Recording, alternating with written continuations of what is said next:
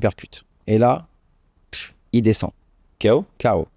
Tu résisterais pas contre moi à boxer, tout ça. Et je lui dis, Kevin, on fait pas la même chose. Je lui dis, tu me parles de bagarre, moi je te parle de sport. Ok. Je te parle de boxe. Je lui dis, et moi j'ai un niveau de résilience que toi t'as pas. Et j'ai senti que ça l'avait fâché. Il était en colère, tu vois, il voulait me prouver des choses. Et moi, à ce moment-là, c'est ce que je te dis, l'orgueil descend. J'avais rien à prouver. Et du coup, il m'a harcelé. Donc toute la journée, il m'a harcelé. Je lui dis, écoute, si tu veux, ce qu'on fait, c'est qu'on met les gants, on fait 1 ou 2 rounds et on voit. Ouais. Tu vois.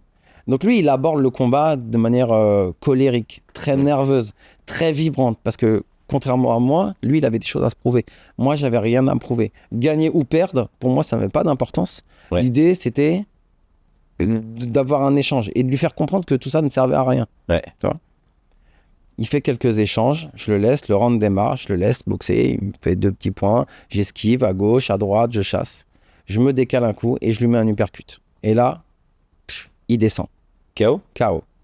Il prend un menton dans le petit dojo. Il y avait un collègue qui était là, qui regardait, qui a explosé de rire. Là, je lui ai dit sors. Parce qu'il ne fallait pas que ça tourne à l'humiliation. Ouais. Tu vois. Il s'est assis, il était sidéré. Il m'a regardé. Il y avait les tatamis qui étaient posés. Il s'est assis et il s'est mis à pleurer.